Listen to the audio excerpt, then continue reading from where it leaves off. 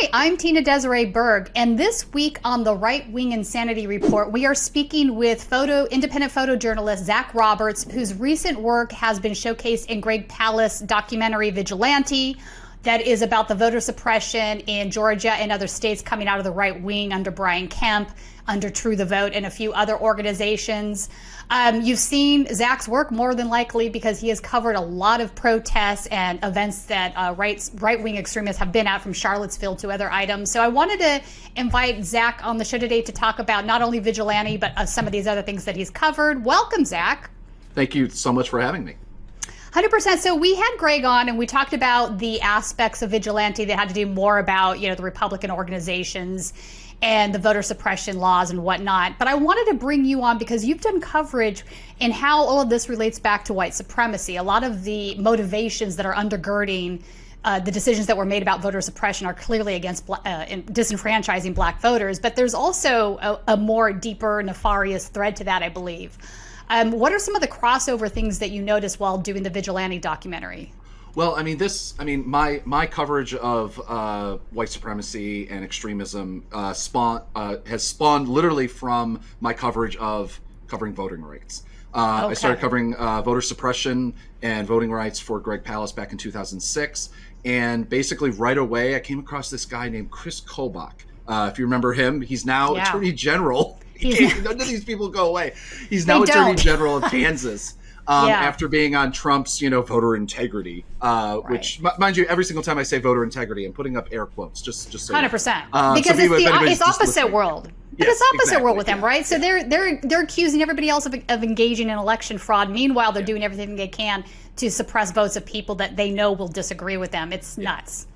Yeah, no. And so like Chris Kobach was started looking into him and his cross-check program and other things he's been doing, and realizing he's deeply connected to the entire, not just anti-immigrant. Because there's you want whatever, but these straight up white nationalist groups like Numbers USA. He was the lawyer for a lot of these groups. He not only was the lawyer for that, he wrote SB 1070. He wrote the I didn't realize that. Law. Yeah. He was a lawyer for all the southern and southwestern governors that try to make up this entire kind of insane coalition. Coalition. But I was just trying to this idea, this conspiracy that Mexicans are crossing the border to vote for Democrats on buses. And this is literally a conspiracy that people say that the Democrats are organizing across the border and then shipping people across to vote in liberal cities and then shipping them back, I guess. I don't know. Anyone who's worked in democratic organizing knows that. Yeah, you're right. The shipping back is always a big question. What happens to them after that? Yeah. I want to ask you about, you mentioned that he is the attorney for Numbers USA. I absolutely did not know that, and I think we should discuss this for a second. For folks that don't know who Numbers USA is, this is one of the John Tanton organizations. Some of you have heard me talk about John Tanton before. He was a white supremacist, white nationalist, dating back to World War II. He's not with us any longer, but via a FOIA request, we were able to get our hands on some of the documents that he put out into the world. He is a guy that has, corresponded with many white nationalists from VDARE in his most current stages, all the way back to neo-Nazis back in the old school time. So he supported eugenics. He wanted to overturn the 14th Amendment. So Numbers USA is basically an organization that wants to eliminate all immigration, not just illegal immigration, all of it. And then I'd say further at some point want to ship brown and black people out of the country, make it white. So worth mentioning, I think. Oh, considerably. John Tanton is not talked about anywhere enough. We talk about the John Birch Society more than we talk about Tanton, and we don't talk about the John Birch Society enough either. So, it's great. Anytime anybody talks about other guys, do some research on that. A lot of great journalists, including yourself, has done incredible work on those guys. Yeah. So, wow, that's wild that he's related back. So then Chris led you down this sort of rabbit hole, I guess. Yeah, Chris Kobach became Secretary of State of Kansas, and then immediately started pushing this extremely racially tinged, let's just say, let's do it the way the New York Times might do it, racially tinged voter suppression list, or voter hit list, as we would call it now with our film. And the idea was that they were going to match people with similar names and cross-check them with other people who are voting in other states. Now, so like if your name was David Washington, and you voted in Kansas, and there's another David Washington that voted in Georgia, now cross-check would match those two people together and say, well, they're the same person. And obviously there's two people voting. Yeah, exactly. So the problem is that, I was working with Greg Palast, and he's the numbers guy, but way more than I possibly can. And he crunched these numbers and using census data and using a kind of the voter list. And we got a bunch of the voter lists. I was able to sneakily and sometimes get the lists and just ask for them, and they weren't supposed to give them to me. And we matched all the data and realized, as anybody who works or is in people of color communities, is realized, oh wait, Washington is a name. Yeah, it's targeted. It's like 95% African American, and so you go through all these names that like Cho, and you go through all they were targeting Garcia. Yeah, I gotcha. Yeah, they were targeting African American, Hispanic, and Asian voters. And it was just the numbers compared to what they were targeting white people versus, it was incredible. And so basically it turned out to be this list. And the fact that Chris Kobach also was a guy that worked in the Bush administration, who built the original Muslim database way back in the day, before Trump tried to build, his list. He was the guy that made that list. So it wasn't really shocking when Trump gets into office and immediately goes, who's my guy that I got to get on these to make sure that we have quote voter integrity. Of course, it was Chris Kobach. Yeah, Julie Krishner too. I mean, he put her as one of the heads at DHS. She was the executive director of another Tanton organization. So he clearly had crossover into that world. Anybody that was paying attention could see that. I want to bring up an event you covered in relationship to that. It was a protest in front of the Georgia governor's mansion on November 18th, 2020.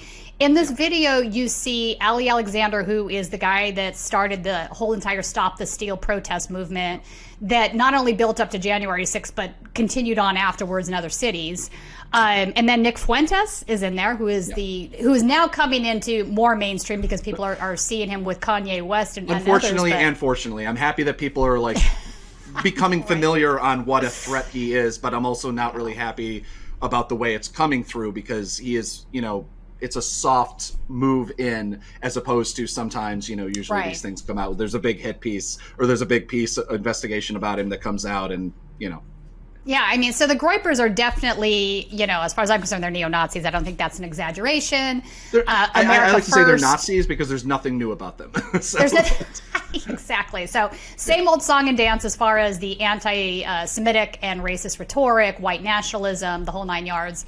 And then you've got Alex Jones there, who is clearly needs no introduction. He is the king of conspiracy theories. But I do want to play this video that you shot and produced because it's kind of an interesting read into this situation in that moment in time. The fight for what's left of the soul of the Republican Party moves from D.C. to Georgia, with the far right continuing to rally for Donald Trump. The Davos group, they are bragging that they've conquered America and going to make us poor slaves.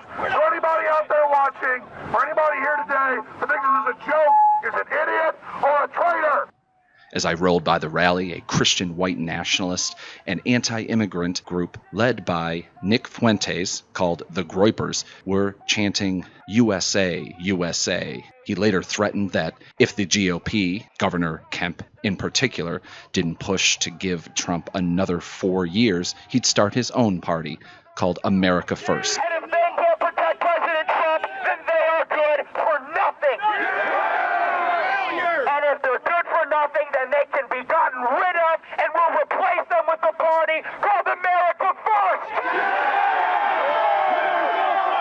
America First. America First. America First. America First.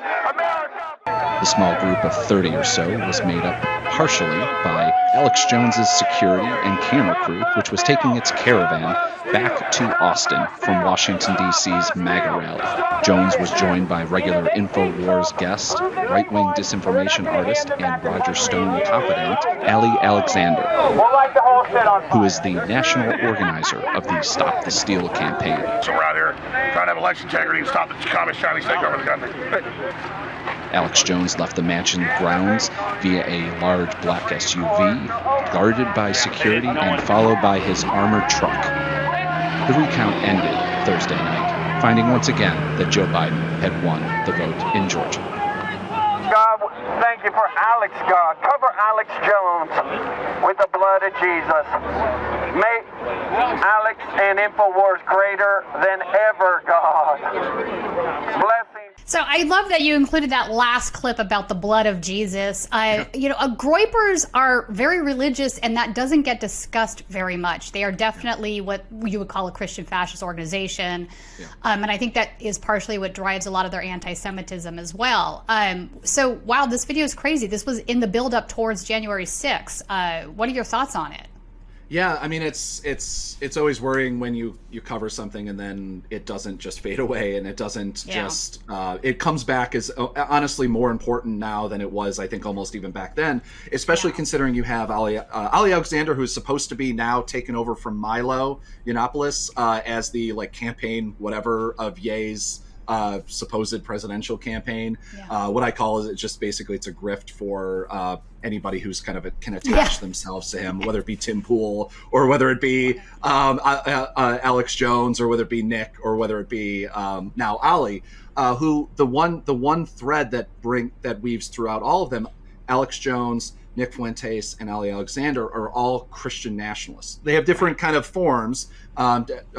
Nick is definitely a little bit more Catholic. As a Catholic, I'm very confused by that, but as a former Catholic, he is, yeah. And so he and I don't exactly agree on Catholic doctrine and faith. So even as agnostic atheist or whatever, it's a thing, though, isn't it? I mean, it's wild that there's some groups on Telegram that are entirely devoted to Catholic. Some of them even call themselves Catholic Nazis. It's kind of wild. Yeah, no, and it's deeply worrying because Nick is probably the most effective and dangerous person out there. I don't like to give him that credit unless it's due, but he is by far a better speaker. He knows how to do the wink and nod that you need to do. He knows how to soft shoe. Because kids aren't going to necessarily, even though he says that all my friends and a bunch of my friends in high school, we all looked up to Hitler. I don't know. Maybe he went to a very terrifying high school. But I wouldn't want to be there. I don't know if you remember, Hitler didn't exactly do well with the Catholics eventually either. There's that whole, they came for the Jews first or whatever.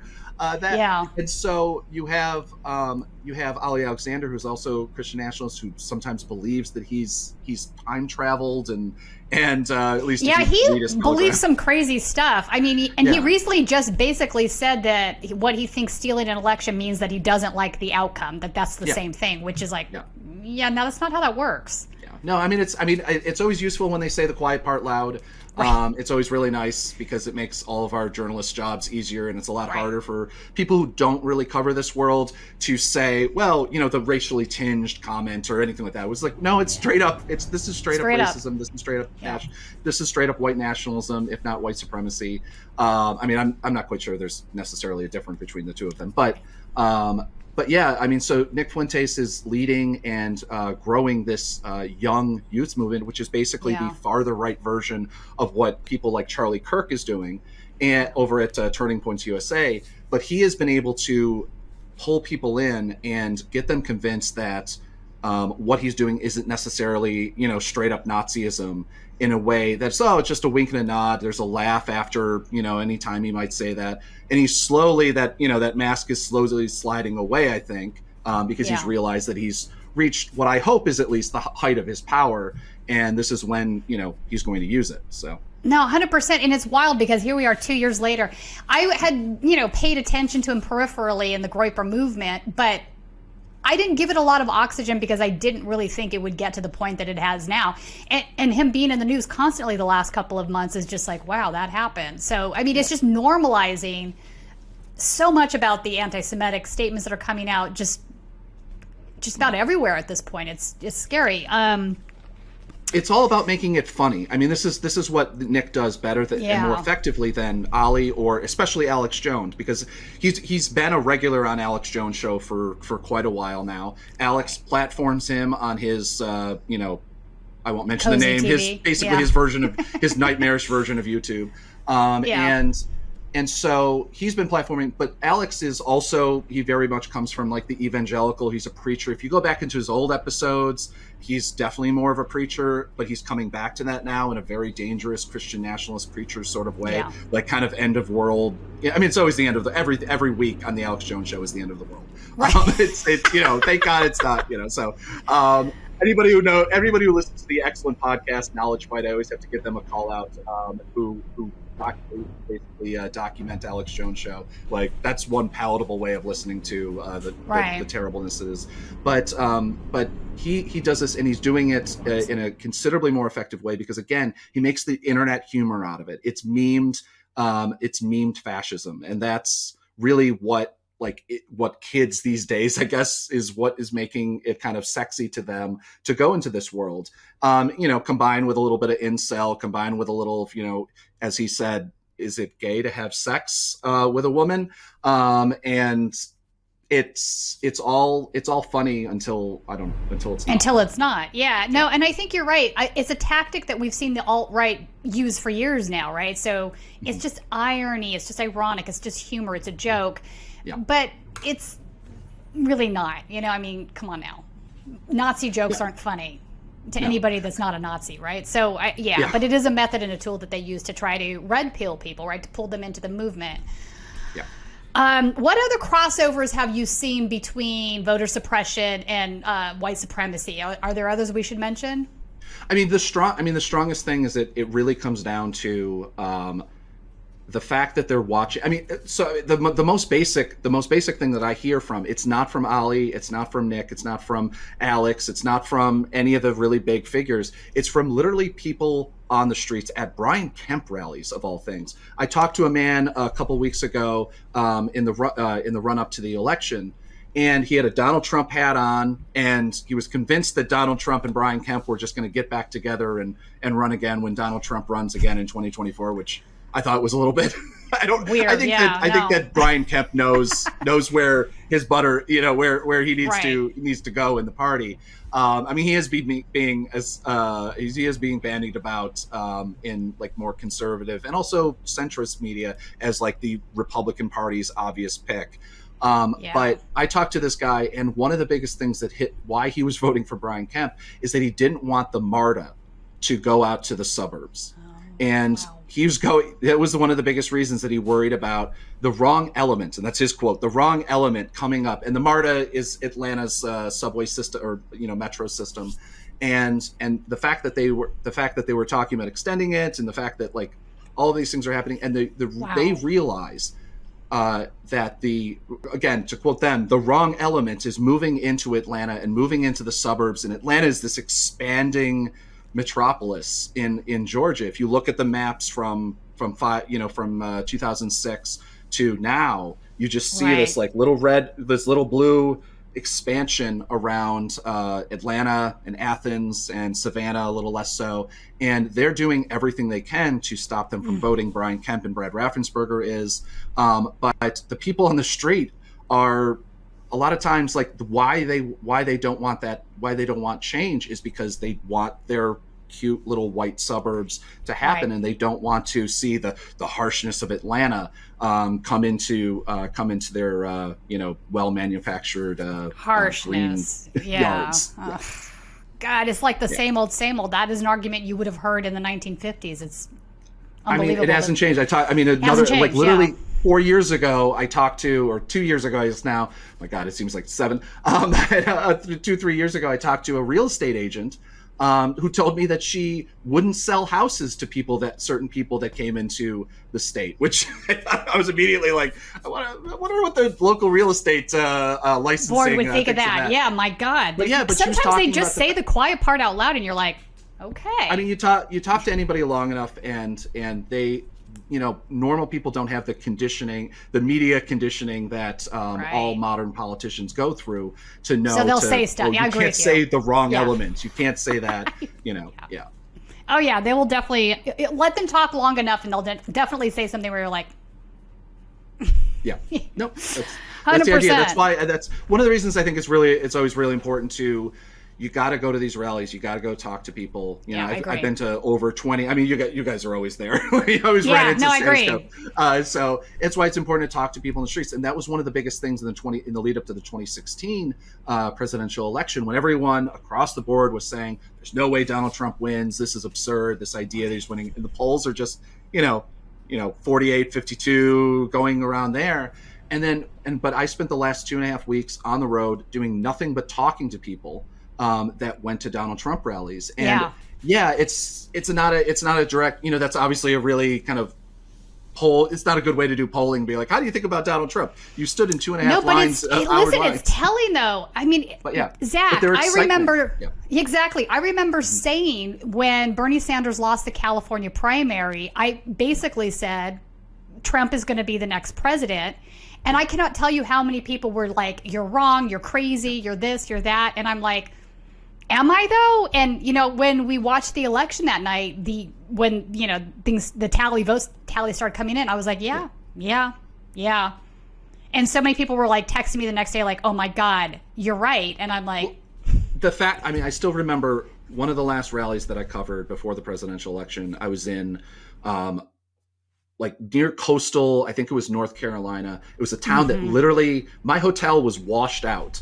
Because a hurricane just hit it. I booked the hotel, and by the time I got there, it was gone. The only thing open in the town was a Waffle House, but a 6,000 person rally in an airplane hangar that Trump, showed up 2 hours late to, and everybody waited, and everyone was so excited. I still remember that going. This is the only thing. I mean, people. This is the only time Hillary Clinton isn't coming here. I mean, no, it's not necessarily a waste. That's exactly it. And she's not going to come here, and she's not going to get these people excited to go out to vote. And that's what these people have. And instead, what the Democratic Party did is they did the opposite. They poured water on their base with the actions that they took with Bernie Sanders. Yeah. And you could see it. You could see the difference. There was a massive enthusiasm on the right side for Trump, and there was a lot of anger on the left side because of what had happened with Bernie. Yeah. And I think that the DNC just was not reading the room, missing what was happening in that particular moment in time, right? The moment was, we need relief from the income inequality that we're suffering under. Yeah. You're not providing a left exit to that. You're basically telling us that we have to accept somebody that we view as a bank supporting, candidate, who is like, neoliberal in the sense that I believe the free market, third way, neoliberalism. No, it was just the wrong candidate. There's enough people that I totally, one of the reasons as a teenager, I was only 13, and I remember reading about NAFTA and reading about, I was way too young reading about NAFTA, way too young reading about the Chiapas and how is it going to affect people and everything. Right. And like Zapatistas and reading about Comandante Marcos. But it affected me in a way, realizing that this was not a good deal. And the fact that you have a politician that ran on it in the middle of an auto bailout. Not only ran on it, but people forget that bill, that NAFTA, was Bush's bill. It was never Clinton's bill. It was originally introduced by the Republicans. They couldn't get it through Congress, but Clinton could. So you're not wrong. You're not wrong. The fact that, never mind. I don't give people excuses though. If you vote, the voting for Donald Trump is an inherently racist act. I don't care why you did it. If you did it as revenge for the way they treated for Bernie or NAFTA or whatever, there's no excuse for it. But that said, it's ridiculous that anyone lost that race. So against the man that ran. You had to actively try to lose, but I would have to say that the Clinton campaign did actively try to lose. They couldn't even go back and campaign in a state that they lost their own primary in. Yeah. Who does that? A swing state, nonetheless. So many mistakes made. It was clear to me that that's where we were headed at that point. So it wasn't a shock. I think it was a shock for a lot of people that just didn't see it coming. But I think part of that was being on the ground and at some of these rallies and seeing what was happening, quite honestly. And the deep difference between what you do, what I do, is the fact that we left the podium. We left the risers. And that's something that I noticed really early on. I was covering Trump rallies in New Hampshire or whatever. And understandably, Katie Tur had to be escorted out by security. Oh, I mean, for her there own were safety. moments when I thought I was going to get my ass beat. There were moments when I almost did get my ass beat, for real. Like, that's no joke. It isn't necessarily safe, and I understand that a lot of the networks want to be able to provide security for their reporters, but this is why they buy footage from you and I. They don't have to pay for the security, and we get what those guys aren't going to be able to get. So yeah, true. But it can be dangerous. I'll be frank. Yeah, no. I've had a few moments. I'm sure you have too. I've been tear gassed outside of at least 100%. One Donald Trump rally. So yeah. No, Bear Mace. The worst I think it was Bear Mace. That was at a Proud Boys comedy show. So Yeah. God, I remember one time literally having to call another journalist because this is a story I've never told anybody before, but I'll share this because I think it'll give people a better picture of what we're talking about. Leaving a Trump rally. I'm walking down street, and all of a sudden around the corner come a bunch of Trump supporters. They were carrying weapons, bear mace, whatnot. The usual things you would see. I'm like, okay, I'm going to go back up this way and around to the other side to get to the parking lot. I turn around and I start heading back the other way, and here comes another group. And they're coming in like a pincher movement, and I'm like, and they're all screaming at me. Fake media, Antifa, the whole, shit. And I'm like, oh my fucking God, this is it. This is how I go out. But I knew some other journalists that had been there. I pick up my phone and I call I'm like, where are you? Are you anywhere near me? And he's like, yeah, I'm like a block away. I'm like, get here ASAP because I'm about to take a beating and I'm not kidding you. And so right before and I started walking towards the backside, right before they got to me, he came around the corner. I jumped in the back of the car, and one of the guys just let loose an entire canister of bear mace on the hood of the car. And I was like, wow, this is crazy. Yeah. Like, this is really where we're at. Like, after that, I was like, I need to bring somebody with me each and every time, I guess. I cover a lot of these things with one of those bravest people I know, a 75-year-old documentary filmmaker, Sandy Backham. I love her. You love Sandy? Yes. In fact, she was just here in LA a couple weeks ago. Yeah, she's brave. Yeah. No, she's showing her film, which you get a chance to see her like 23-minute long film. It's absolutely incredible. About the lead up to January 6th. But that was we cover rallies, and so one of those trying to get. I actually have to get her to stick with me because she'll disappear into a crowd, and then that's Sandy? Actually how to lead it. If you want to lead it to Charlottesville, that's actually how I met her. She was bleeding on the side, yeah, she was there. holding her head. She cracked her skull open, and she was being taken care of by a bunch of militia people. It was a very odd meeting, but that. Wait, really? It was the militia guys? That is really weird. She's like, she probably had a moment. It was like, okay, Nazis are tending my wounds. No, I mean, not to give militia, a lot of the militia that showed up not to give any of the militia that showed up at the Unite the Right rally any sort of pass, but like these guys were like all in a cordoned area away from the other people. Oh, okay, interesting. And so, but they took. It was very nice. They took care of her. They basically did the thing that they claim that's why they're there to do. And obviously a lot of them are ex-military and that sort of thing, which is obviously its own problem. But so they had like at least a base level of training. But it was interesting to come up and see a press pass and surrounded by militia and like holding like bleeding from the head. And I'm like, what just happened? And like thankfully they were taking care of her. But so they did have a separate cordoned off area? I didn't realize it wasn't. That. It was cordoned. They cordoned themselves, kind of separated from the crowd that was like Nick Fuentes, the Proud Boy, which is kind of weird if you ask me. I mean, if you see what that element's there and you're choosing to stay anyway, that's problematic, I think. Yeah.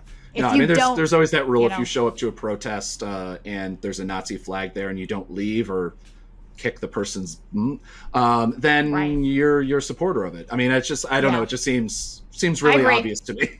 So. That seems really obvious to me, and I totally agree with you. So that's kind of a wild story. I didn't realize that. Yeah, but Sandy is very brave, and her documentary is fabulous. Recommend people seeing it as it's making its way across the country. All right. In fact, let's talk about Charlottesville since we are already sort of talking about Charlottesville. I have a strong opinion on this, and I'm curious as to what yours is. I feel that Unite the Right, the Charlottesville rally that was a turning point where Heather Heyer was killed, I think it's treated often as an isolated incident, not only by the media, but by also Americans on both the right and the left. And I don't think it's an isolated incidents. I think it's just one more stepping stone in a series of incidents that has not ended. Like there's still a train going, right? Yeah. A lot of the individuals that were there that day are absolutely still around. Thomas Rousseau, we'll talk about Patriot Front in a minute. He was there with a different group that disbanded after Charlottesville, but he carried on, created Patriot Front. I mean, and there's a million others. Nick Fuentes, Enrique Tarrio was there with Kyle Chapman of the Proud Boys. So, I mean, what are your thoughts on that? No, I mean, I completely agree. I still remember I went to Fort Sumter to just take some photos, and my friends were living down there at the time in Charleston, and I was talking to this park guide, NPS, National Park Service guide, and somehow it was soon enough after Charlottesville that the Unite the Right rally that the conversation was kind of obvious that it would happen. Right. And he literally told me, he's just like, well, I think the media makes a lot up about it, and I really do think it's an isolated incident. He literally said those words, which is always shocking to me. I still wish I had. There's no way I could film it because it was a off conversation that he obviously wouldn't have allowed me. He wouldn't have said it if I was filming. But it's shocking because people don't know about the dozen other rallies that happened all around it at Shelbyville. There's a bunch that happened in Kentucky that were just as violent as the Unite the Right rally was.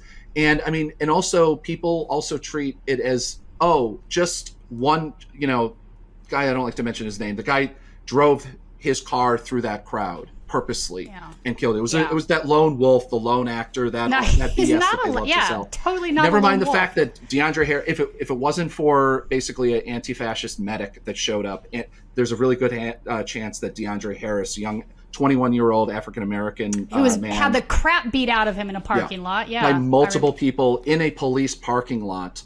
As police likely watched on, because a cop was out there afterwards. I showed her law enforcement, I think it was a trooper. I showed him the photos on the back of my camera. I'm like, look, these guys are still here. They just did this, whatever. And he just shrugged his shoulders and walked away.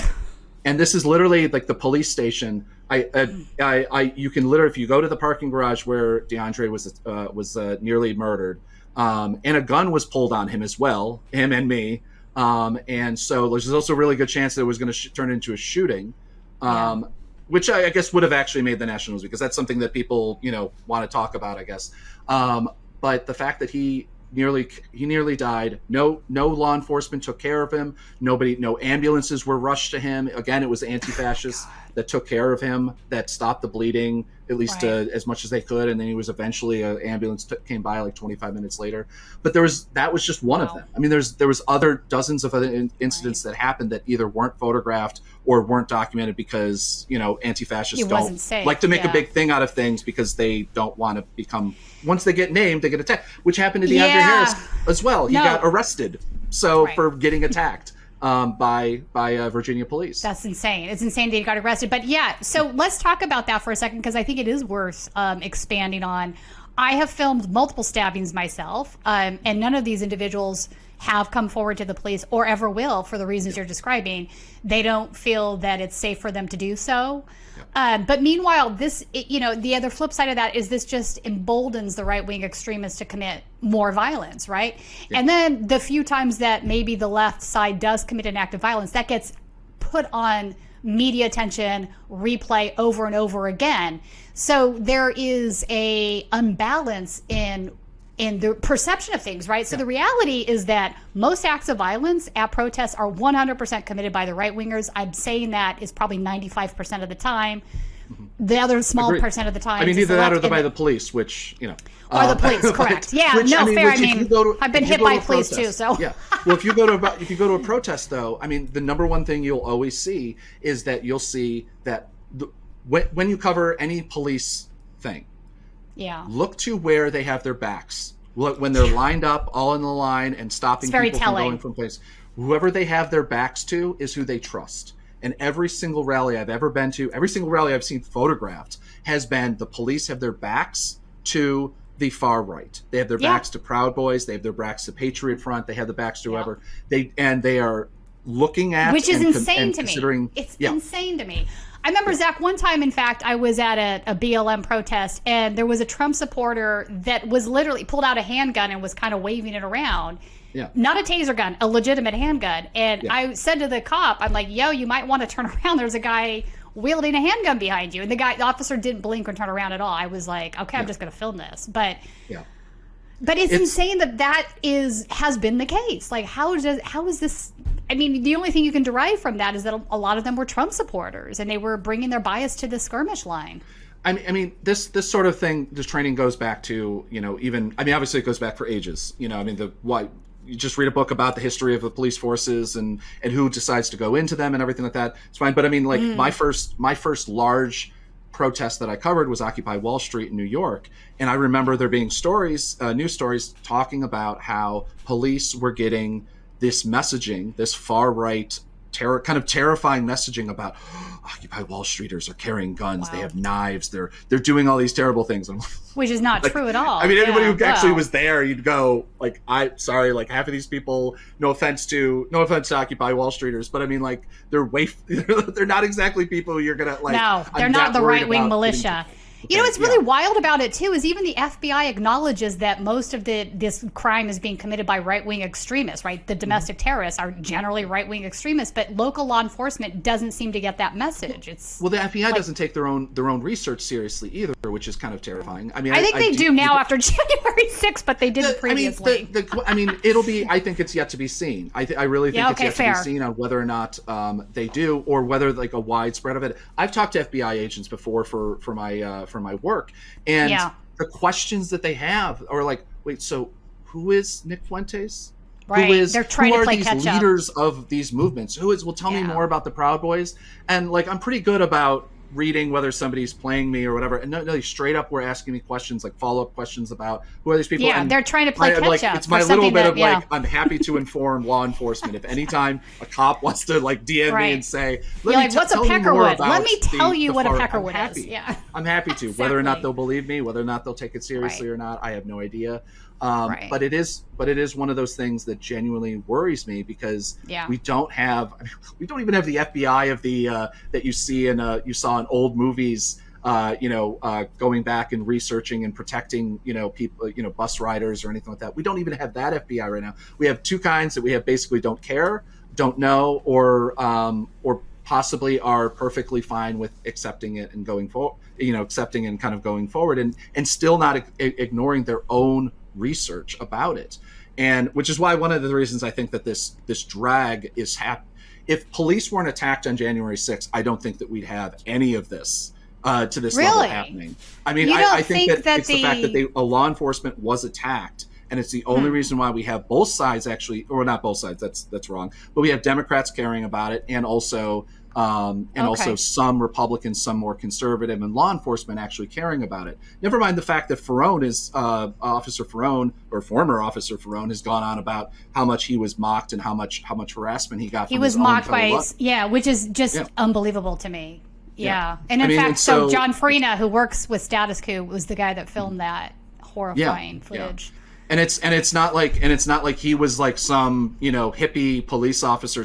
He was a drug enforcement officer. Just look at his tattoos. Like he was not a lefty cop somehow, like working in a liberal city. He was not at all. I mean, it's just a weird timeline. I guess we'll see, but I'll have to mold that around a little bit more. Let me ask you this. You filmed also the night before there was the Tiki Torch rally, march, whatever you want to call that, which is a throwback to Nazi Germany, where they all lit Tiki torches, marched over to the Confederate statue, chanting, "Jews will not replace us," amongst other things. Yeah. You actually did what I think is a very interesting interview with one of the white supremacists there that was willing to get, I guess most of them at that point were willing to get in front of a camera, but I'd like to play it and talk about it. You will not replace us. You will not replace us. This is kind of an opportunity I've been waiting for my whole life. Just kind of getting together with people that share the same opinion on a lot of these things and unite everybody together. 10 minutes, we're going to start forming up and everything, all right? Go! All right, you got it. Let's go, guys. Get excited. Well, that's not good enough. We're going to demonstrate whether you like it or not. other person, okay? And then we will have you come up here. I'll give a quick briefing on what's going on, all right? So we're going around right through, and anyone who we pick for security, let us know if we can do it, all right? We're picking big guys, no females. We got it! Just from my life experience, I'm only 27 years old, but I've seen a lot of change just in the last couple of years of my life, it seems. Especially just in the last year alone since the election. It seems crazy. So, how do you feel about how the election turned out? I'm very happy because I don't think we'd be out here if anybody else had taken office. I think we'd probably be all criminalized, and we wouldn't be here. And this is our last opportunity. Replace us! You will not replace us! Replace us! You will not replace us! Well, I work in the Bay Area, but it's a multicultural cesspool is what it is. There's just too many people. Just too many people in general, or is it the I feel like if there wasn't people coming from all over the globe, it wouldn't be as big of an issue, and it'd be a little more regulated. Housing costs wouldn't be out of control, and it'd be a much better place to live. You know, just back in the 90s when it was like 98% white, it would have been probably a paradise compared to now. And even just in the last I've only lived there since 2013, and the changes I've seen just in the past 4 years, the amount of garbage everywhere and the quality of people has gone way down. So I'm noticing a big difference just through empirical evidence.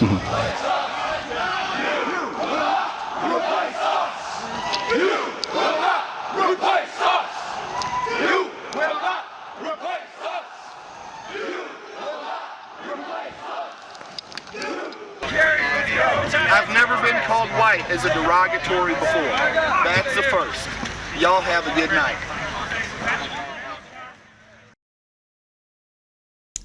I mean, so he's basing his decision making off of empirical evidence, and one of the things he says was that, California, the Bay Area, was 98% in the 90s, which I can testify to the fact is entirely false because I was in my early 20s in the 90s, lived there for a while, and that's just so far from reality, it's not even funny.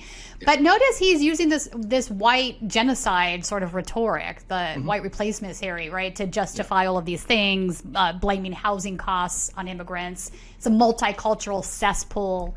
Wow. So how did you find that guy, and what was more of the details there? Literally just walked up to, thankfully, a colleague of mine who heard about this happening, because this was very much not an announced, the Tiki Torch March was very much not an announced thing that was going to be happening. Obviously, it was illegal. It was literally what they did was illegal, and the police escorted them along and just let them do it. They were trespassing. So they didn't have a permit for that. Okay. Yeah, very much so not.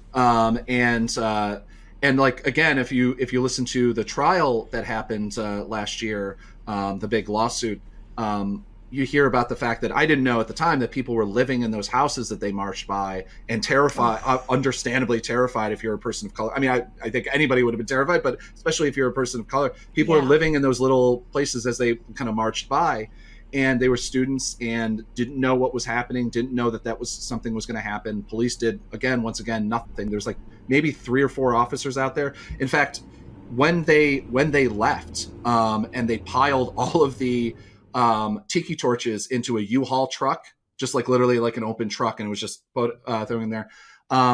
It was literally all of the fuel, the citronelle, whatever they had was just leaking out. You could literally see it leaking out of the back of the truck.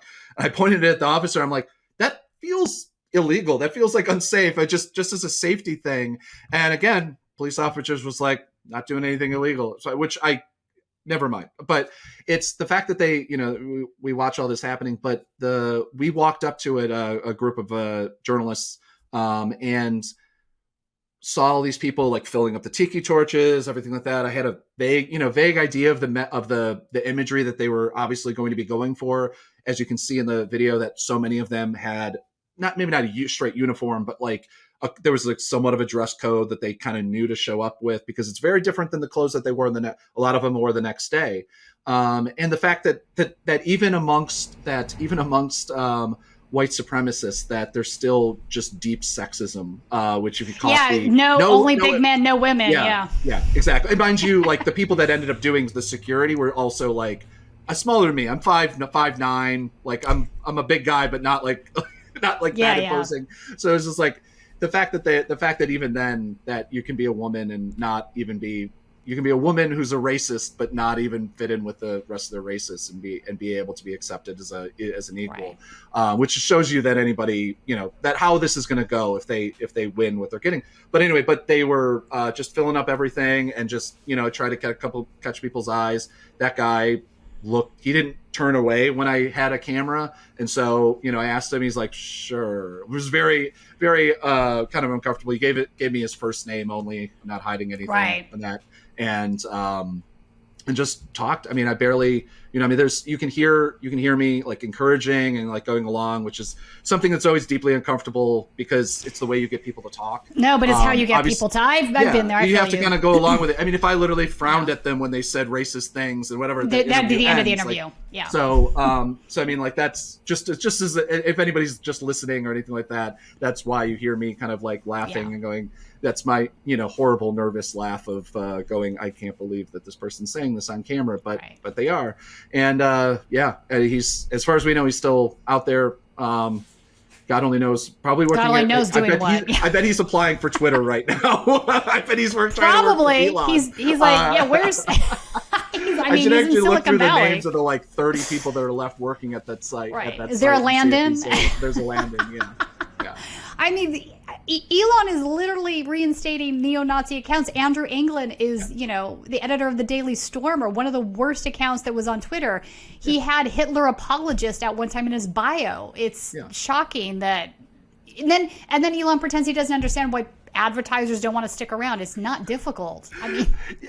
Yeah, I mean, and I mean the fact that any advertisers are there left shocks me, because I mean the chances that your advertisements, advertisement for Coke or something like that is going to show up next to one of Anglin's tweets, or I mean, here's the thing though, is that Andy is still has never left that site. He's always been on, and you have all of these other people that are incredible, straight up racists when it comes to things and sharing violent.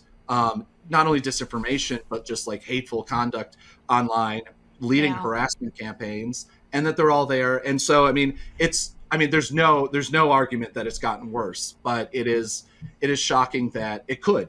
It's shocking that. Yeah, I kind of actually thought it. I'm like, how is it going to get worse? But then, he's definitely I think it can get worse from where it is now. It's been a little bit worse for me, to be frank. I've had some horrific DMs lately that I haven't seen in probably 3 or 4 years. That's your problem. That's right. So. True. That's true. I have that extra layer. I always rate like, okay, if I'm getting death threats, I'm a straight white male, no real accent, no whatever, just a lefty journalist online. If I get death threats, I can't even fathom what friends of mine that are people of color, that are women. I mean, it's just a normal person online, normal woman online gets more death threats than probably even the most, hated person on the internet, white male on the internet. So yeah, I mean, it goes hand in hand. I mean, they all want the traditional wife. Like I remember covering a Proud Boy rally once and having these guys start to harass me a little bit, and I'm not intimidated very easily by them, so I'll engage, and one of them was like, do you have a degree? And I'm like, I have a master's degree. And he's like, in what? Basket weaving? And I'm like, you think that's funny? Like, really, bro? Yeah. Give me a break. And I'm like, bro, what do you have a degree in? Oh, that's right, you don't have one at all. You really want to do this? So but they're used to women not lipping back at them, so to speak. So I think it's like, bro, the bro culture. I mean, and that's, that's the problem is that when you only have that sort of interaction with women, it doesn't shock me too much when you turn into somebody like Nick Fuentes, who, looks down on, I mean, I can't, the poor people that had to share classrooms with him in high school, that's all I can do, which was only like 5 years ago, which is its own he's terrifying young. thing. It is terrifying that there's a group that is so young and so sucked into this crazy stuff. It's like, how is this happening? Nick was at the Unite the Right rally. I mean, this was the Woodstock of fascism. It was and not that the Woodstock of fascism wasn't too much Woodstock. Anyway, that was Woodstock 99, but it was Woodstock 99. There was also less fires lit at right. But no, that's so funny. The Woodstock 99 of fascism is a really good way to describe it. I mean, for the longest time, there were groups that, you know, I mean, Nick was working with Identity Europa. That collapsed after 100% collapsed. Yeah, yep. and then he spawned it out of there. Enrique Tarrio, even though if you talk to the founder of the Proud Boys, he said he told no one to go. The person who took over, Enrique Tarrio, was there. Yeah. And I believe Joe with Biggs Kyle was there Chapman, as well. yeah. And so that was the Fraternal Knights of the Fraternal Order of Alt Knights. I'm sorry, couldn't get that. Yeah. So they were the idea behind that group at that time was they were going to be the kid you not, quote unquote, paramilitary wing of the Proud Boys. It kind of fell apart after that as well. Yeah. Yeah, which is like saying the paramilitary wing of the United States Army. So they're going to be the Blackwater of the the Proud Boys. I mean, I don't know. Which I don't. Please, anytime I say something like that, they'll coin it because it'll happen. Right? Because that probably is, it will happen. I don't want to have this into a stand back and stand by moment where they all. But are you're like, not wrong. Make You're not wrong. Out of this. You're not wrong. They didn't really need who, a by the way, was paramilitary wing. As a lead into the SPLC article, Eric Prince was there. So he was at the New York Young Republicans Club meeting, which, you know, again, this was I'm trying to think of a parallel, the Lollapalooza of. I'll get sued by one of these companies for defaming. No, they're name, like, we don't want to be associated with that. But, you know, speaking of Sandy, she was there that night where they violently, and I mean, it was pretty violent, attacked, you know, some anti-fascist protesters that were out in front of the club. And I think that was also sort of a turning point moment, I guess you could frame it as, where I think people first recognized that maybe the Proud Boys are just, you know, going to be this kind of street bully gang. Yeah. You know, they're not just a conservative drinking club. Right. The fact that they have literally physical abuse as part of their entry into the club. Right. I mean, and they hang around with Alex Jones. They hang around with all these people that are known for inciting violence. It's sad that it took that long, and that even after that, you can walk through a crowd and hear like local journalists or something like that interviewing Proud Boys, and it'll just be like, so what is all of this about? You know, what are you guys? Why are you all wearing polo shirts together? Like, what's going on? And they don't know enough to check any of the lies that they're being told. It's really frustrating. Yeah. Yeah, I mean, they're all out there. I mean, or just, you know, I mean, don't broadcast. I mean, you can, you know, I've done dozens of interviews that are just like, yeah, no, that's good. That I use that for research, and I file that away, right? And pull that out if, you know, one of them gets indicted or something like that, or right. No, I have a few of those. Now it is every single one of these people. Well, no, I mean, Baked Alaska is supposedly back on Twitter as well, even though. Are you kidding me? I literally thought he was in prison. So. He is in prison for a different crime, not for his January 6th crime. I know that Elon had crime. tweeted out a photo of him, but I didn't know that he was back on. Oh, that's not good. Somebody told me that. I haven't delved down that road yet, so it was last night. It wouldn't surprise me. It's on brand. I also want to ask you about Patriot Front marching on Washington, D.C. I think that was the first time people familiarized themselves with the group Patriot Front. That's Thomas Rousseau's new group. It was Vanguard America at Charlottesville that completely fell apart as well. Yeah. 100% a fascist organization. For a long time, you had other right-wingers trying to call them feds, which I thought was strange. No, they still love it. They still do that, yeah. They'll try to find it. Yeah. Well, I mean, it's because they show up and like literally, like, unlike, you know, the Proud Boys that wear T-shirts, they've got cute polo shirts, they've got, you know, their things that they do, their drinking club, and, you know, they're the guy that the end of the bar that you're like, you just want to move a couple seats away from, and it's like, okay, he's not a terrifying guy. But if somebody showed up with a mask, matching masks, a hat, you know, glasses, you know, and like matching polo shirts, khakis, and boots. And and also the fascies, like literal like Italian fascism symbols going on. Then that's somebody you're going to worry about. And so I think a lot of people on the right think it's a little bit too on the nose. It's real though. It's clearly real. I mean, calling them feds is ridiculous. Yeah. Especially the fact that they keep getting caught is that they keep showing up in Idaho and then they're showing up in U-Haul trucks and things like that. But I mean, this rally was the rally that I filmed, was at least the first rally of Patriot Front that I filmed. It was months before January 6th, and it was actually a year before January 6th, I think about. And the fact that they came in from Virginia, marched across the bridge, came up behind the Lincoln Memorial, and then marched all the way up to the steps of the Capitol, which is something I keep saying I've literally never seen. There's 2 times I've ever seen people allowed to rally or march up to that. It is that day and January 6th. Those are the only 2 times I've ever seen. That is interesting because So the police didn't care, or were they not present? They escorted them. They didn't just not care. They escorted them throughout. Wow. They actually threw. There's a kind of well-known anti-fascist that lives around D.C. and they literally picked up the guy who is I don't want to say kid. I think he's 5 years younger than me, but he has a walking cane. They literally picked him up and threw him. They actually knocked me almost to the ground as well when I was trying to get closer, because they had this protective cordon of officers all around them on bicycles and marching. And it was just one of the most shocking things, because they marched right down the steps of the Lincoln Memorial. I mean, they were there. It was there for a photo shoot, basically. They all had, a lot of them had GoPro cameras, some had cell phones and cameras, some had pro cameras.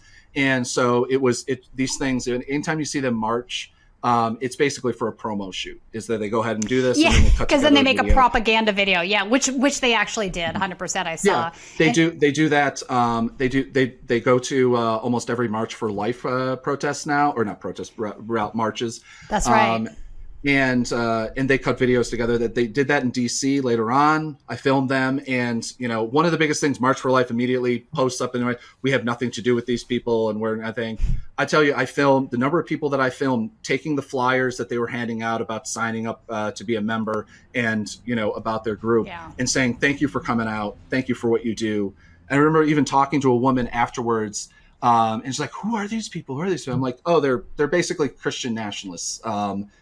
With a fascism bent, or something like that. And the woman who was in DC for the march goes, "Oh, that's great," and then walked away.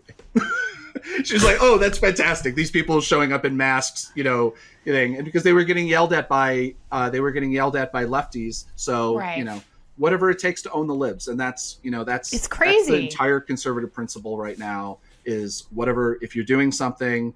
That's why they love Musk right now, is that he's owning the libs, and that's the entire party policy. Yeah, he is owning the libs and then completely destroying his company on the other side.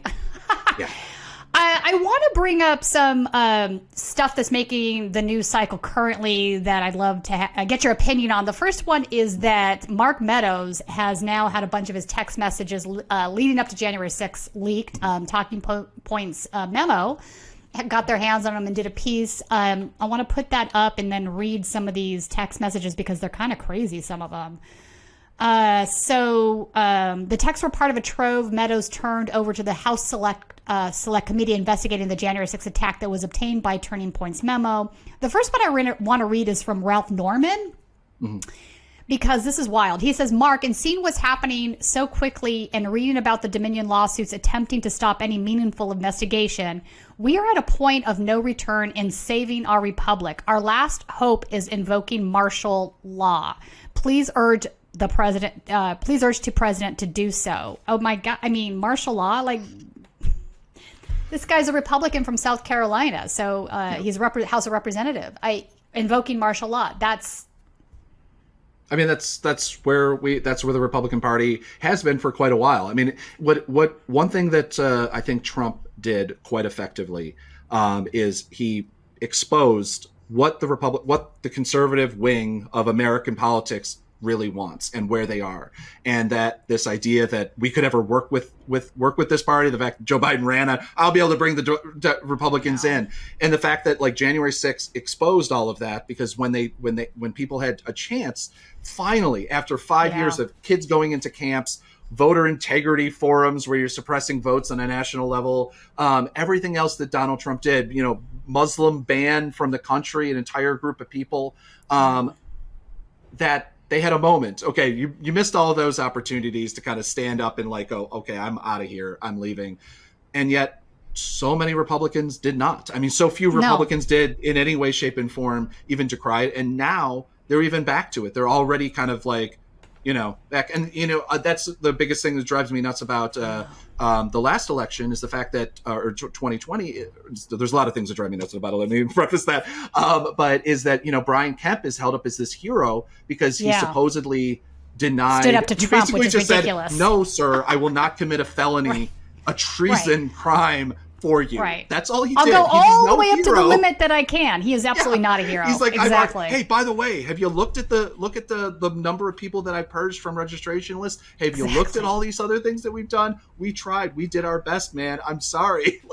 Never mind. Something Greg Palast points out aloud is that we don't have the rest of those phone calls. He called multiple times. He released one little clip of a video of a thing. What did he say all those other times? Right. But this is the lowest level of things that you have to do, is that when you literally see people marching up to the Capitol, threatening your lives, and you think that half the people that break into the Capitol are going to know the difference between a Democrat and a Republican? You think that these Republicans would realize that. I don't believe that a random Republican member of Congress looks much different than a lot of random members of the Democratic Party in Congress as well. Wow. And so this idea that these insurrectionists who barge into the Capitol would be able to pick out and be like, well, are you a Democrat? Are you a Republican? Okay, you get the hammer, you don't. It's not like these guys know, but it doesn't matter at this point because they survived. No, this, 5 minutes after everything was cleared, now they can come out and come back into thing. Whether or not Donald Trump is going to even be the nominee in 2024, is that this style of politics and this conversation, these doors have been open, and literally and figuratively, and it's not, they can't close them again. There's no way of turning this away. There's no saving the current Republican Party as it is. And Zach, I think you're right. And I'll tell you why, because they seem to be willing to install a dictatorship in order to get what they want. I think they're having a realization that they can't achieve the policy goals that they want to have through democracy. So now instead of saying, I'm going to uphold American civil liberties and all of these things that traditionally fell on the right, now they're saying, no, screw that. We're going to install a dictatorship and push for the policy things that we want, which is just, it's upping the ante to a level that's kind of shocking to me, to be frank. Yeah, it's been a long time coming. The fact that you don't have, the fact that nobody on both, and this is on both sides, didn't stop it. There's many opportunities that we could have stopped this sort of thing. I agree. And we as a country did not. We have, I always feel bad. People always pick out Van Jones, but you have Van Jones going, this is his presidential moment. You're like, did you hear all the fascism that was in the State of the Union that he just did? I feel like that's not if this was his presidential moment, it doesn't end well for the country. And the fact that so few people, the media, everybody across the board has not done anything until it's by far too late to put this back in.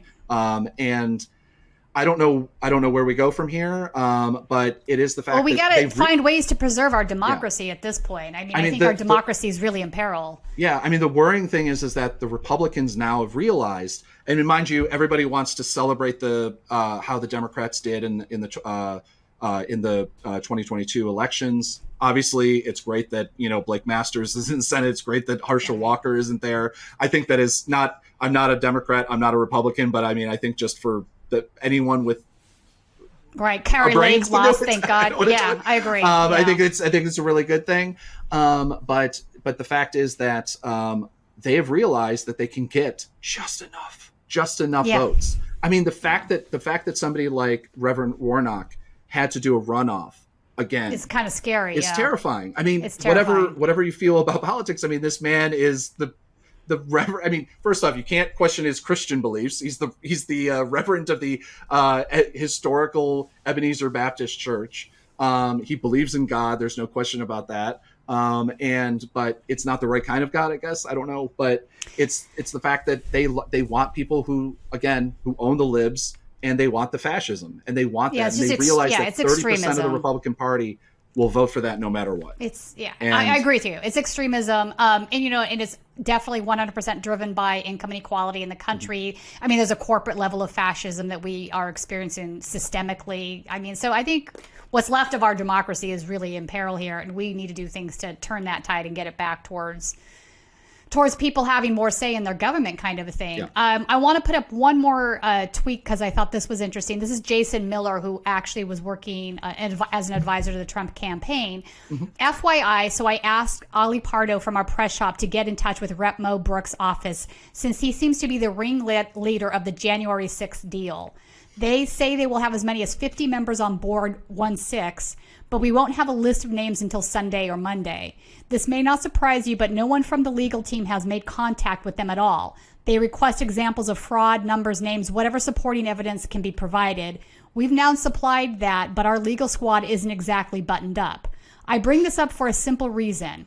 If we're hoping to move real numbers on the 6th, we need to quickly start mobilizing our real deal allies. I am ready to go. I have bodies to help. We'll follow your lead. Yeah.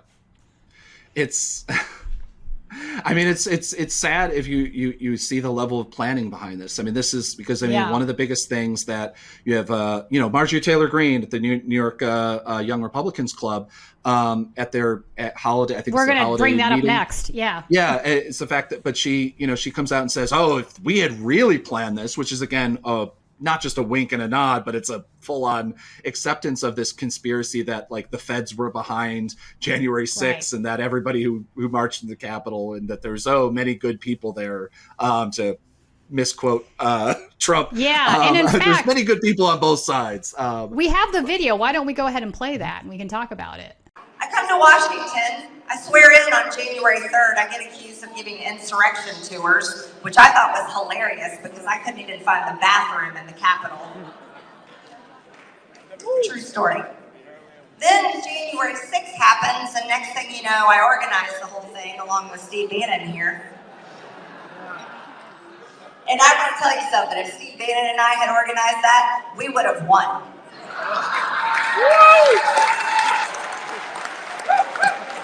Not to mention, it would have been armed.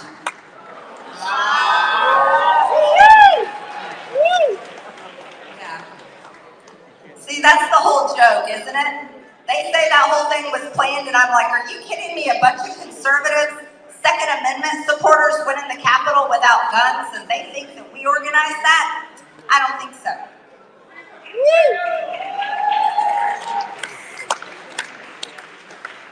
It's wild to me, Zach, that she said that because many of them actually did have guns and were absolutely armed. So I don't know. It's like, yeah, I mean, I don't know where you go from here. That's a sitting member of Congress who is it's almost impossible for her to lose a seat. Like, I mean, not only does the people that voted for her love this, but I think she got won by like 50% of the vote, something like that. And like the candidate running against her was a very reasonable, very it was actually a relatively conservative person who was running against her, a conservative Democrat, military veteran running against it. Nope. Nope. And the fact that this is more than acceptable. I mean, never mind the fact that the terrifying thing is that she's going to be in 2 months, going to be, or not even 2 months, in a month and a couple weeks, going to be probably back on assignments and going to be sitting on any different number of boards. And she's going to have like a stronger vote and a stronger say. I mean, God only knows what, deal that McCarthy is going to make with the Patriot Front part of the party. And that's exactly what they are. I don't know how else to say. I mean, I think they actually call themselves the Patriot part of the party. Anyway, but probably Patriots something or other. Yeah. Of course, it's always Patriot. Yes, the Patriots who like to commit treason. I mean, that's always goes hand in hand. Yeah. I remember that during the McCarthy hearings, they were talking about, well, you sir are a Patriot. It's so weird. It's just an ulterior reality. I remember one time I had one of these Trump supporters as I was filming one of their rallies. She runs up to me. She's like, "Are you a patriot?" And I remember looking at her and thinking, like, not in the way you mean it. No.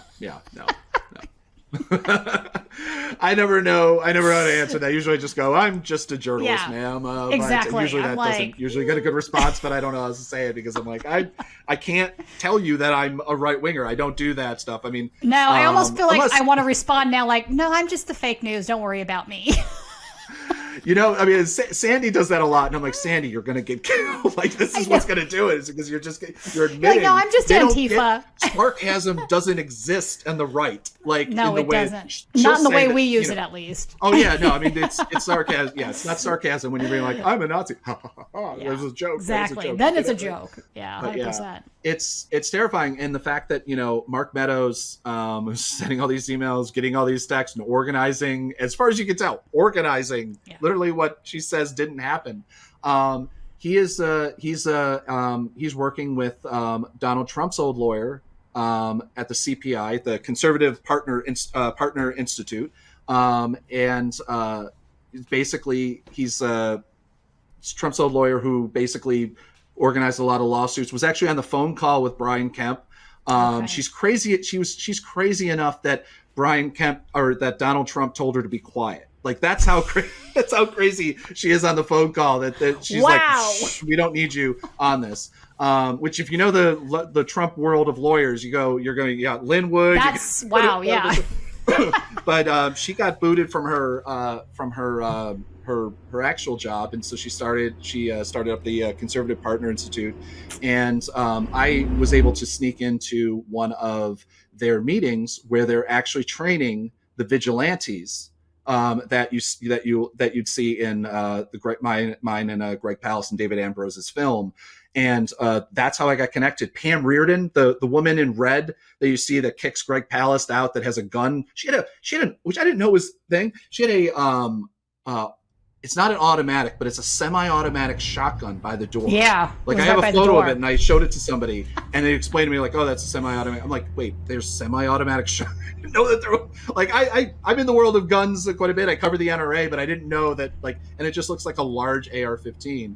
But anyway, but she had that by the door, kicked us out. But she was in that meeting where Mark Meadows spoke in front of this meeting and talked about the future of the country and about what they need to do. And I'm still on a lot of those phone calls with it's Tea Party Patriots group that also is working with that. She was also there, and they're organizing with them and talking about, well, we kind of lost this election, but we know that we know how to do this better. We need to be more effective, because they're trying to purge these people from the voter rolls, and they're not working as effectively as they want to. I mean, if they had actually done what they wanted to do, you'd have Brian Kemp would have won by another 10,000 more votes, but you would not have had Reverend Warnock in the Senate if they had succeeded in what they're doing, because they're kicking off tens of thousands of people who, just coincidence, are mostly Democrats, people of color, and this is this big problem, is that this is continuing on. And Mark Meadows will come out and make some statement about well, I'm sorry for what I did, or January 6th was a mistake maybe, or something like that. But then he's still working for the voter integrity conspiracy. Yeah, and that's wild. So where do we go from here, Zach? I mean, we're going to enter into the next election cycle. I'm probably going back to Georgia in 2 years. That's where I'm going. But because it seems like it's not stopping that the fascist through line is still continuing on. I don't see it abating anytime soon. So, God, I don't even know what to expect from 2024. To be frank, I really don't. I mean, the biggest thing is that never mind the fact that we need to get the people in power, and unfortunately, again, this is where it's like, I'm not partisan, but I say this is the Democrats. We need to get the people in power who will actually do something to start taking this sort of thing seriously. And I don't know what that necessarily looks like legislatively, or just even conversationally, in the fact that you have a lot of Democrats who just want to move on from this. Anytime I post something, a news story about the far right or whatever, it's like, like, who cares about these guys? There's just 6 of them. There's just 6 over there. And I'm like, how many people does it take to shoot up a club? How many people does it take? This is what it takes. QAnon, people write articles about QAnon is dead or whatever. The problem is that all of these things metastasize and have worked their way. This cancer has worked their way into the Republican Party and into conservative ideology as a whole. So Donald Trump can go away. The big bad orange man can go away, and it doesn't matter. And even DeSantis can go away. It doesn't matter. The problem is that the voters believe this. You have 30% of the country that believe this. I mean, never mind. You have like 30% of America that believes that they're a lizard or like 10% that you have that they're a lizard people. So there's a different problem there. But the fact is that the people know who Donald Trump is and that's what they want. In 2016, 2015, you can have that argument that maybe, well, we don't know who it is. You look at the record numbers of people that turn out to vote.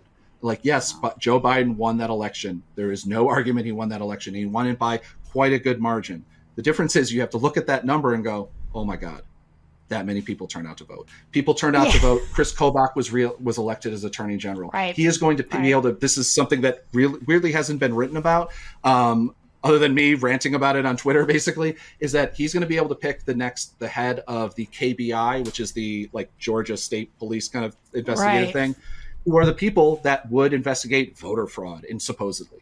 And so he's going to have his own police force doing the things that he wants to do. Abortion, you may have that vote for keeping abortion legal to whatever it is legal in Kansas. If you're going to have the Attorney General who gets to decide what lawsuits go forward, what different things like that, this is this problem. I mean, the fact that you have, Arizona just barely squeaked by without literally electing a whole bunch of fascists to statewide and national offices. But you still look at the numbers, it's still 49%. And the fact that there's that number of people out there. So I mean, the only thing that we could do is literally we have to educate ourselves. You have to learn. It's literally not only just the signs and symbols, but you have to educate yourself. Keep an eye out for your family members if they start using words about like these things, and try to draw them back in. Yeah, and then on a stage an intervention of some sort. Yeah, before they get sucked into some crazy rabbit hole. Yeah. Yeah, I mean, obviously, protect your. I always tell people, it's like try to do it, try to have the conversation, but there's a certain point when you just have to go. I can't talk to you. I totally understand that. You have to disconnect. But I mean, over Christmas, if you have your crazy Uncle Bob coming in, poor Bob. Yeah. It's always Bob. I don't know why Bob is always thrown under the bus for that. But you have your crazy Uncle Lester. Let's go with Lester. Yeah, Lester. Well, he sounds crazy. But anyway, but you have your right-wing uncle coming in and saying things, just I just say, prepare yourselves and have that conversation, try to slowly talk to him. And if you can, then just go away, because I mean, nothing solves getting into a fight. I mean, that's my one goal when I try to talk to people is that, obviously as a journalist, is try to have a conversation with them, and then you can ask them questions in kind of a pushback way, but they're going to believe what they're going to believe. And if you just gotta, the same way that the right-wing mentality got into people is the same way that you can at least bring them back to reasonable humanity. You can be a conservative, but you don't have to be this type of conservative that is all over the country now. Well, it's interesting you say that, because I think the big win, right, for the alt-right has been moving the Overton window so far to the right that we now have a presidential candidate openly saying he loves Hitler. I mean, I think honestly that's a win for them. Just normalizing some of this really offensive discussion that would not have been tolerated 7 or 8 years ago. So if you listen to these guys talk, they're like, yeah, we don't need to put somebody in the White House. This for us is a win. And I think that is correct. It absolutely is. Yeah. I mean, they've moved it over so much that Joe Biden is seen amongst lots of people. I mean, Joe Biden is seen as a far half left of the guy, country as a socialist. Which is insane. That is, he's he's definitely center right. I mean, Biden is center right. There is no way he's, So, but you're right. But that is sort of where the temperature of the country is right now. And I just don't know where we go from there. I do think, I don't think whatever happens, we do have to find ways, though, to talk people off the ledge. I think social media has been very destructive in that regards. If you keep hearing the same rhetoric over and over again, and then you buy into it, and you're like, okay, yeah, white genocide is real. We got to do something about immigration. You get red pilled to the next stage of that, right? So anti-Semitic stuff. So there's so much of that easily works in. That's why people you start having that conversation about why isn't it what you show your ID when you write a check? Why can't you show your ID when you get when you go and vote? Doesn't it seem very reasonable? Yeah, it does sound really reasonable. But then you look at the numbers and you look at the way that voter ID affects people. The right wing is very effective at owning the media narrative. I mean, that's why we have propaganda is just a thing. We just take the police say something and then it's rewritten as and a just thing. And when it's so obviously you're being gaslit in some capacity instead of just being a stenographer. I agree with you.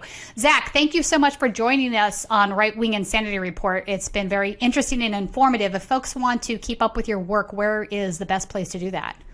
God, it used to be always Twitter. ZD Roberts. I know. I don't know where that's headed now. I in 2 weeks and in 5 hours. I don't know. I'm also Zach D. Roberts on Mastodon and on Post. ZD Roberts basically everywhere. ZDRoberts.com is my portfolio site, but GregPalast.com is also where you can find a lot of my work, especially on voting issues. Excellent. All right. Thanks, Zach. We'll look forward to having you on again at some point too. Anytime.